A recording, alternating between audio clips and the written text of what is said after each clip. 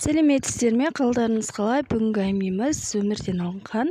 Тыңдап көріңіздер. Тоқал. Алла тағала сендерді жұп-жұппен жараттық деген.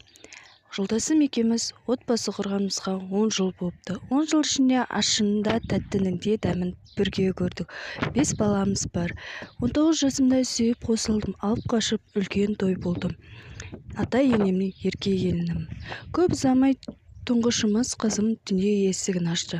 Одан соң ортаншы қызым, артынан 3 ұлым дүние есігін ашты. Сөйтіп жүріп 5 баланы дүниеге әкеліппін. Жолдасым таксист болып жұмыс істейді. Көбінесе түнде үйге кеш келіп жатады. Бірде ас ішіп отырған кезде телефонына SMS келді. Кім деп едім, жұмыстан деді. Ары қарай үндемей ас ішіп кетті. Қазір жолдасым екеуміздің арамыз суып жүр. Бұрынғыдай емес. Тіпті төсекте де әрең қосыламыз. Онда да мен сұраймын.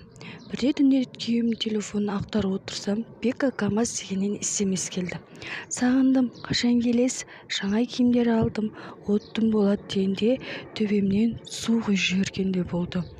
Таңертең ерте тұрып кетіп қалды. Кеште кеш келді. Жолдасымнан не болып жүргенін сұрасам, үндемейді. Үйде айғай-шу шықты. Сол кезде айтты: мен саған қанағаттанбаймын, мен сені қаламаймын.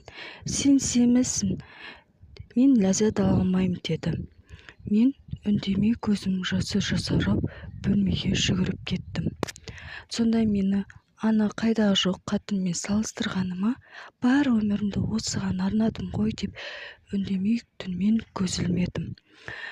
Тіпті ажырасуға дейін бардым, бірақ балаларымды ойладым. Тірі жетім қалады ғой деп. Таңертең күйеуіме тұрдым да неке жүзігімді беріп, 2 рет үйлен дедім. Мені өлді деп есепте, ажырасам дедім. Қазір шүкір бақыттымын.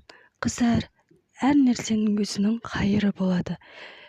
Өз-өздеріңізді күтіп, өз-өздеріңізді қарап жүріңіздер.